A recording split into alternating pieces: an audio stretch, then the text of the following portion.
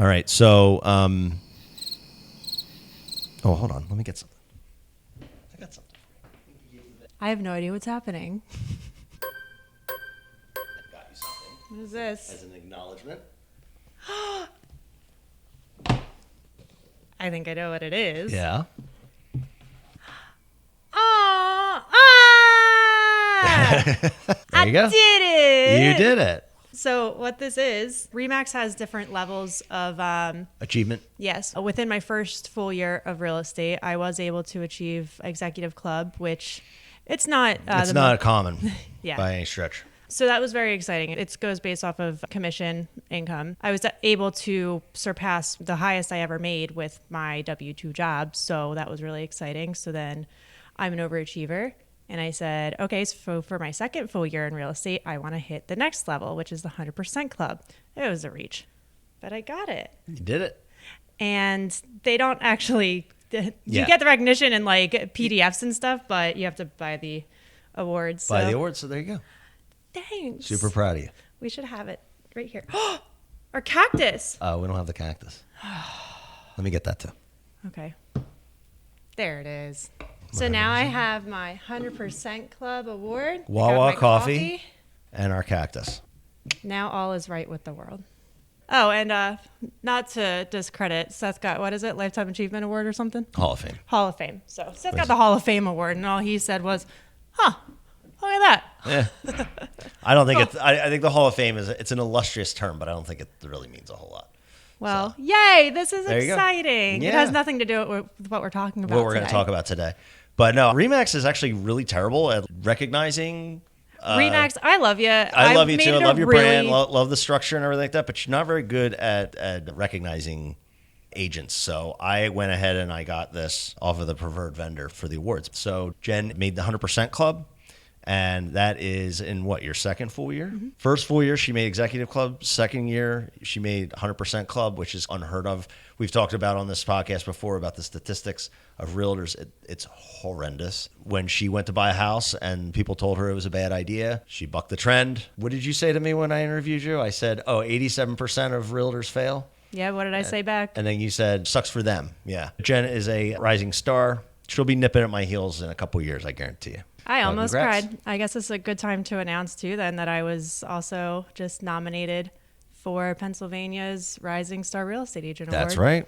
So I'm also And up it for wasn't, that. and I didn't recommend you, which No, is you great. didn't. Nobody, actually, not a single person on our team. This came out of left field. Yep. I thought it was fake because there's some like really random, just call them like the Kelsey brothers call them like LeBron stats and whatever. It's just things that are there that you can like market with. But I was like, is this just one of those like marketing things or whatever? Like, I'm not one to over showcase and just make things up to make it myself appear better. This is real.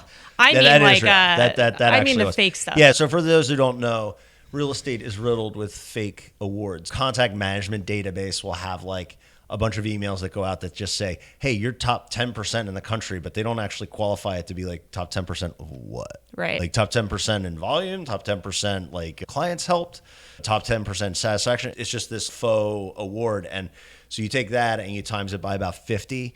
So realtors are always getting emails about, oh, hey, you've won this award. And really, it's a cash grab. They ask if you want the award. And then by the time you click through and put all your information, it's, and we can run this $300 full page ad in our publication. So that's why this means a lot. This is an actual award based on actual performance. So I get this email that says, Greg Rudinsky nominated you for the He Rising might be Star. the nicest person in the Philadelphia real estate market, by the way. I was like, what is this? So I screenshotted it. I texted it to him. I said, is this legit or are you being framed for flattering me? What is this? And he said, no, that's legitimate. And just to give you backstory, like Greg is a great person. We have never even met in person. I've never done a transaction with him on either side before. No, I'm just like through the market, but that's about it. And we're friends on Facebook and we interact and stuff, but that's probably about it. He's like, I see what you're doing. And they asked me for a nomination because he's won their 5-star award before and he's up for it again. Congratulations. And they asked him for his nomination for the Rising Star for an agent who's been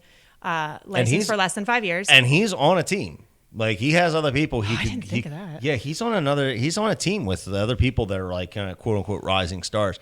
I actually texted him privately to thank him because I used to be on a team with him. And like I say, he's the nicest, like pretty much the nicest person you'll ever meet. Yeah. So that means a lot too. And I'm really. The word that he used was hustle. He can just tell you're hustling. I didn't know that, but. And that's right. He did say keep up the hustle. So you don't feel that every day. You're hustling. It's just right? who I am. Yeah. It's just become a normal part of. No, but I think he was really talking about, your presence, and he can tell that you've become very successful very quickly. And that's really the word that you use is, he's saying you're hustling. So I'm proud of you, dude. You're doing a great job. So what are we talking about? I didn't know this was starting this way, so that's exciting. But so what are we talking about today? On a completely different note, we're talking about return on investment on homes. On home improvements. Sorry, that's what I meant. I talk about cut that this. last part out. So we're talking about ROIs no, that's okay. on home Keep investments. it in, Whit. No, Whit. Keep it in. Sorry. ROI on home improvements. So, Tim the Toolman Taylor edition. I talk to my clients all the time about this, and I have clients who have bought homes.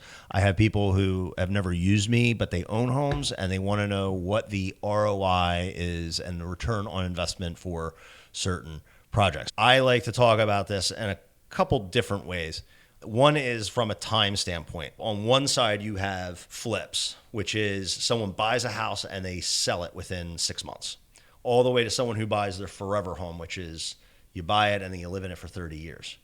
The ROI on those improvements changed dramatically over that timeline. The flipper, which I think is why this is important to talk about too, because I like that you think of it on a scale to a degree. I agree, obviously, but whenever somebody comes to me, my knee-jerk response to that is obviously and I like think of like a black and white answer is like the best return on investment project you can do. Yeah, people make the mistake of saying, well, if I put a $40,000 kitchen in, am I going to get $40,000 out when I sell? And I'm like, well, but you're right. There's more questions to ask. There's a lot more complications. Now, if a flipper asks me that, that's a fair question because they're not going to use it. They don't give a shit.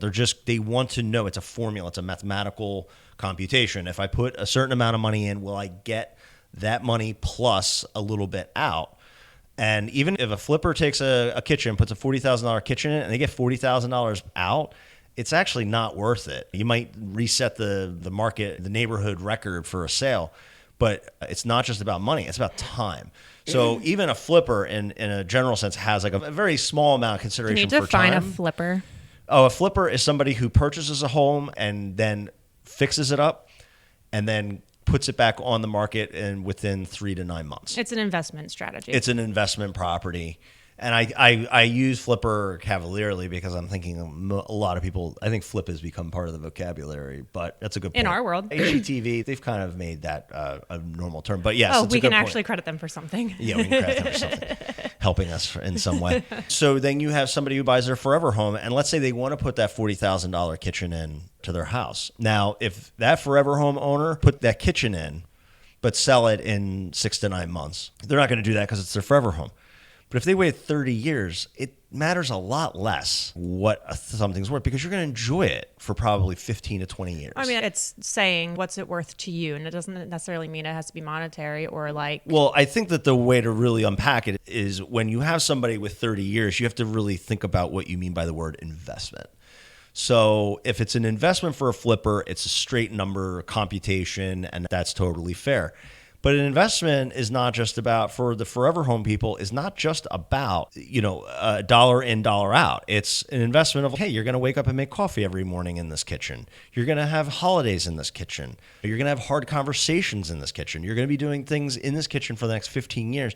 It's the same. You're going to have your husband butting up behind you while you're trying to make dinner. Do you really want to fix the layout so that he's not? And it's a quality of life thing. People talk about all these little things in terms of improvements.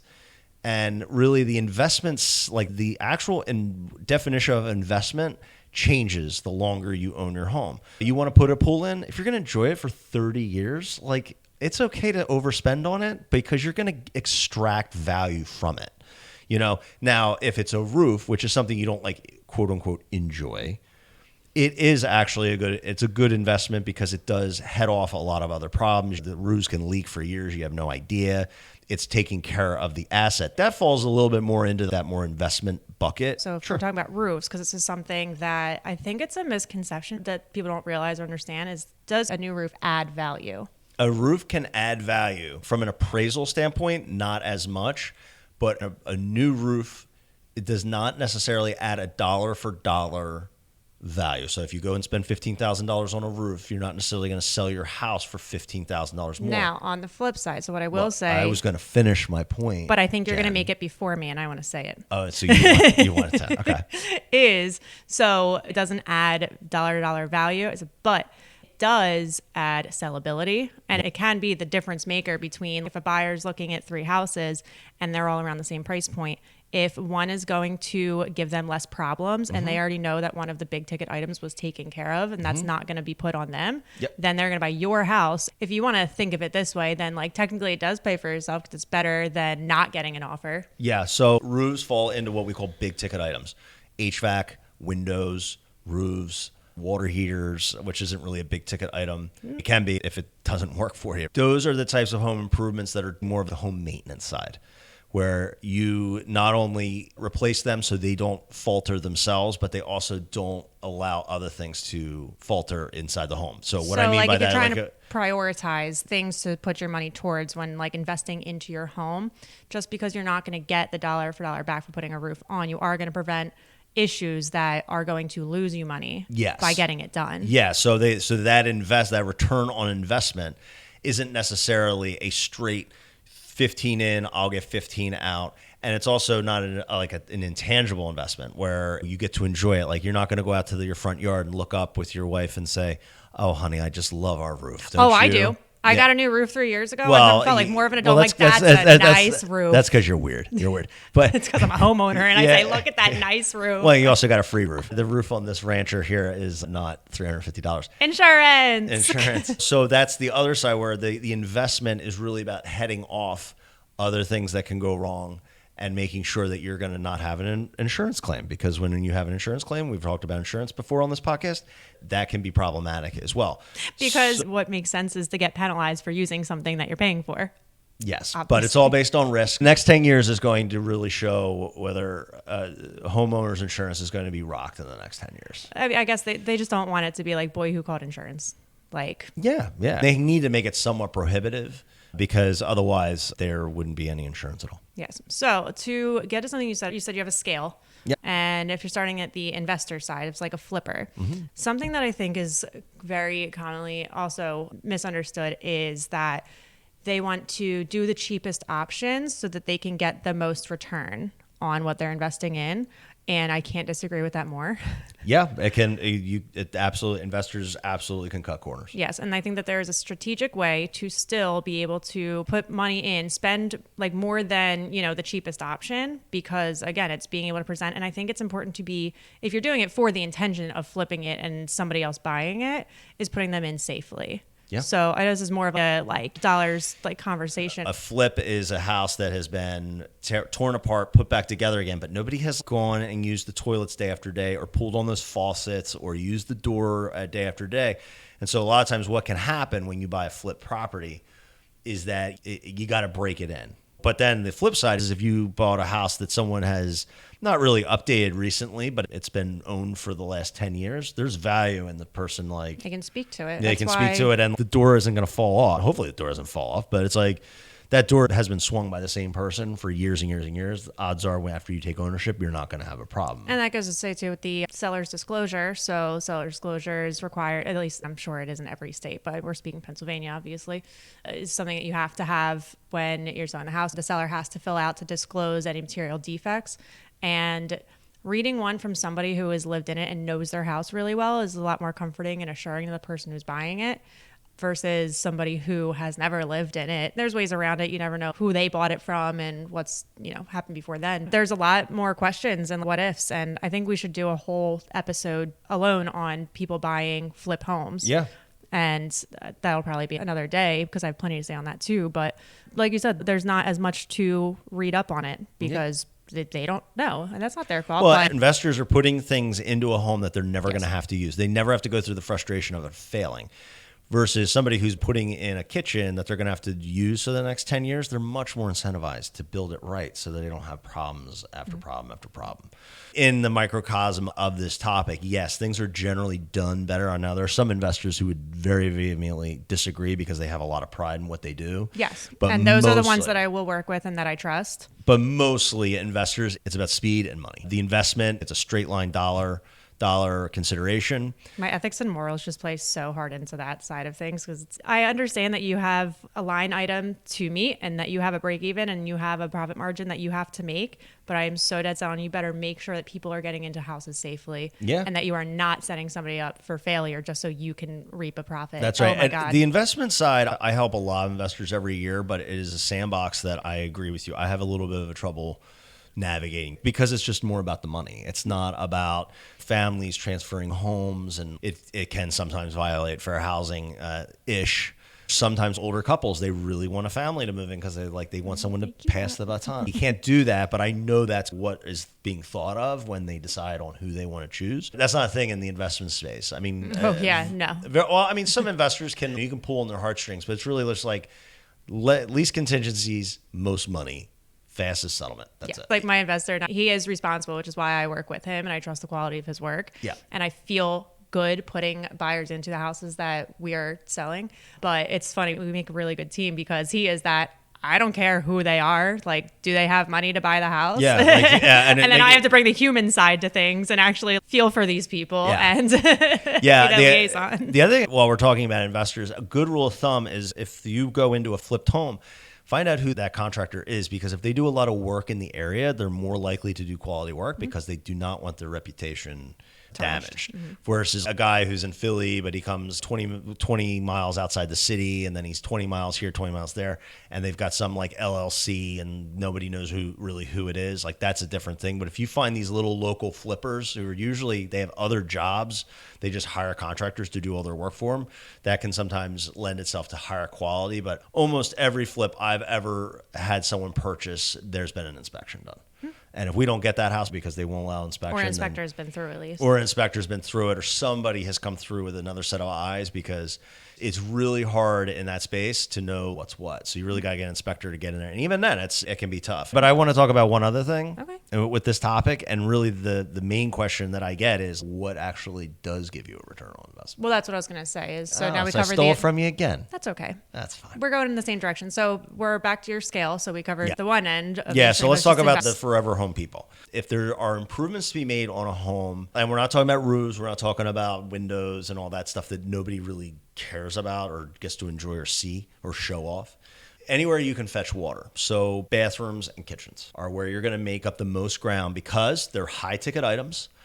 They're front facing, and it takes a lot of, if you are planning to sell soon, it takes a lot of the onus off the buyer to not only financially do it, but to logistically do it. If you've got a kitchen that's finished, you can deal with any other home improvement that's going on in the house. And I speak from experience. I've renovated a house. I've put an addition on a house.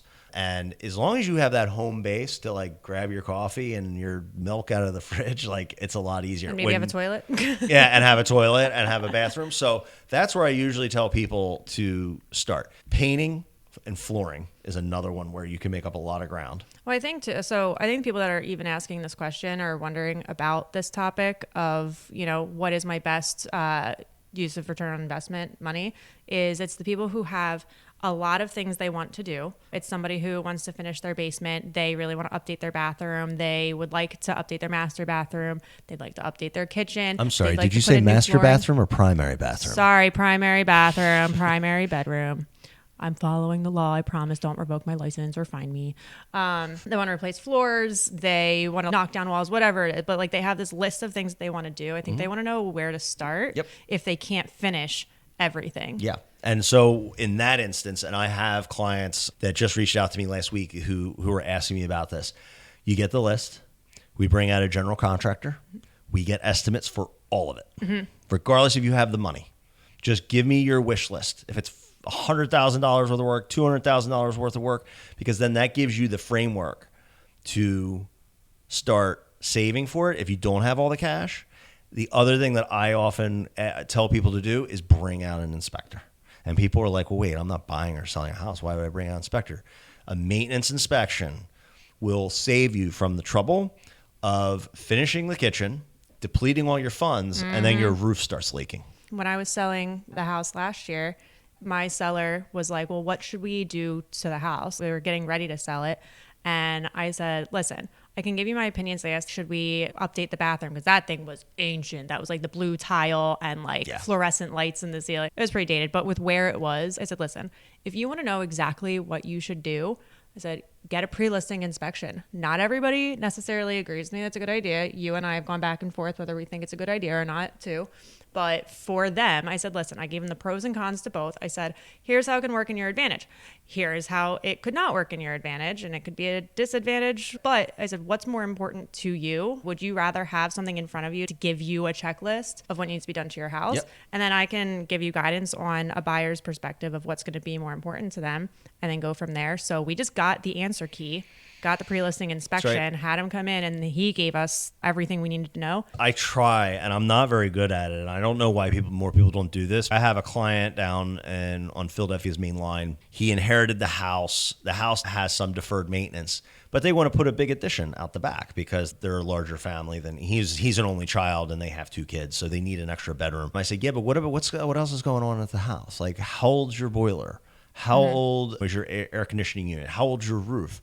All your windows need to be replaced. And the siding needs to be redone. It sucks because it's the stuff that you don't, like, you see a brand new shiny kitchen every time you put one in, but like you don't see the roof when you're inside. You don't see, like, the windows will be there regardless, but it's like, it's not fun. It's not fun. And I hate to say it, and I know that, I don't want to assign this to people, but people like to show it off.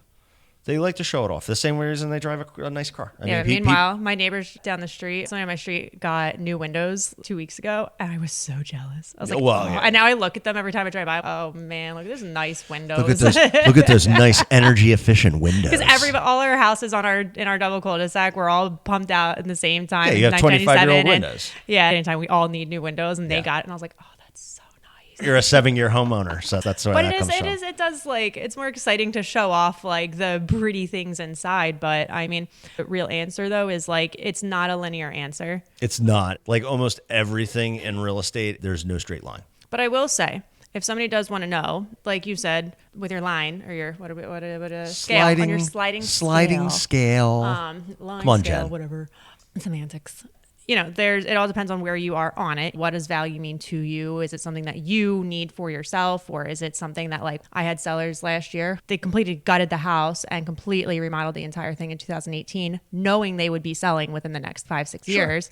And the decisions that they made were based off of the fact that not necessarily personal taste, but what is going to appease that's right. And I the same way, whether you're not going to sell or you're going to sell, that is the same mentality where it's like, hey, what are the things that I can do to get my house ready for when I do sell in 4 or 5 years? And that even comes down to the kitchen finishes. Mm-hmm.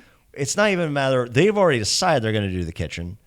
But what are the kitchen finishes that are going to resonate? And I'm just, you always try to just bland it down. Don't do anything too crazy. Nobody's putting granite in their their granite countertops It's also because it's not 2004 anymore. Well, no, but it's like those trends. But I mean, generally, more muted, neutral things will carry over. Grays are going out. It's all about throwing in pops of color now. Thank God. But there is at least a parameter of being able to answer it. Is if you're trying to choose between a list, and let's put deferred maintenance like aside, and let's just say that everything is well and functional in your house, and you're talking about remodeling.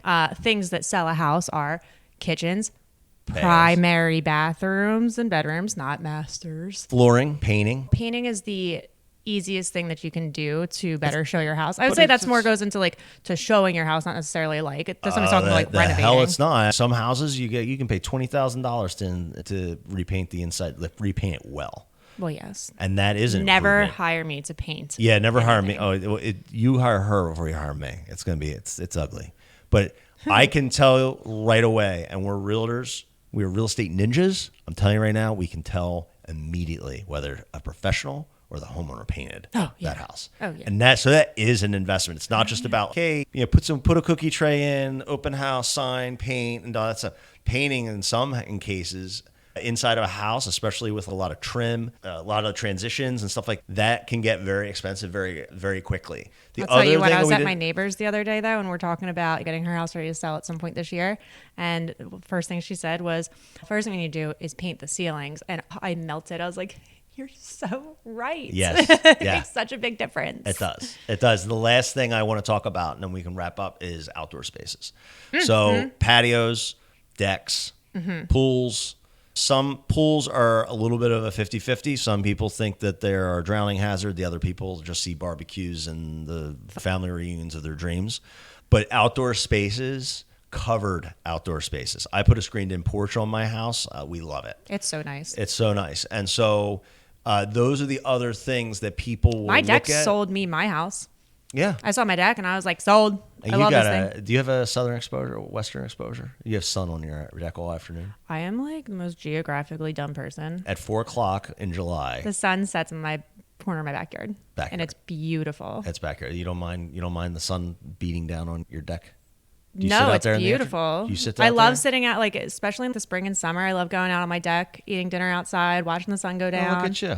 It's so nice. You're so domesticated. It's nice. Sometimes. Yeah. It wasn't fun when it dry rotted underneath of it, and then I had to get that fixed. The way I just want to leave this is the real estate consumer will go to Pinterest, they'll go to Google, they'll go to some list somewhere, but there's no one really better suited to talk to you about home improvements than realtors. Yeah, that goes into one of our first episodes as far as like when to talk to a realtor. It doesn't have to do anything to do with selling, moving. Yeah. Selling and moving. It's like I have ongoing, like almost real estate consultancy. I'll get a photo of samples from like a design center somewhere and they're like, which one do you think is like the most attractive or what are the trends saying? And I'm not like an interior designer by any stretch. But I know, we see buyers and see what they like in their preferences. Exactly. We bring buyers into homes and we see what they like and what they don't like. And I also go into like model homes too. And those people have done the homework for us where those are the trends that are coming. And some people are like, I don't give a shit. I want it trendy. I want like the latest look. I don't want to do something for 5-6 years down the road. If it looks like shit and nobody likes it in 2 years, then I'll change it. A lot of times too, though. So like we're constantly around that kind of stuff and seeing it like move in real time. But like sometimes it takes a while for those things to communicate out to the general public. Like the grays they're out. Yeah. That's done. But like it can take a while for that to travel to the average person to know. And then they put all this money in. And by the time it reaches like a more wide audience. I'm waiting for like the lime green 60s patterned look to come back, man. I think it would be like totally retro. Forget black and white. I'm talking like if anyone would ever go back to the hippie days. Your husband wants to have a 70s inspired house. Have fun. It is not up for debate. Her way is the only way. Good husband. No, so I think we've covered a lot of ground. But listen, if anybody out there is looking to do home improvements, you really should get an inspector in. You should get a general contractor, and you should call a local realtor to come in and advise on what your goals are. If you're not going to sell in 20 years, great. But if you're going to sell in 2 and you want to invest money in that property, you should talk to the people that are dealing with these investments all day, every day. I'd like to throw one more thing in there, though. I have a warning of make sure that whoever you are getting the opinion from, I would encourage to get somebody who does not necessarily have a financial stake in getting the job, because they may push for the more expensive job for them. Sure. Not necessarily what is the best investment for you to put your money into at the time. Yeah, so make sure it is somebody that you actually trust. And that's why your realtor should be partnered with that instead of leaving yourself to the whims of the contractor world. So It takes a team. Even if you're not going to sell, even if you're not going to buy, whatever, you should surround yourself with people who are in this all day, every day. I'm sure you're great at whatever you do all day. This is not what you're supposed to know about, and that's what realtors are for. Unless you're an interior designer, then actually I'd really like to get your take. Sure. We'll hire you, and then we'll bring you over to our client's house. Yeah, you can come on a podcast. All right. See you guys. Bye.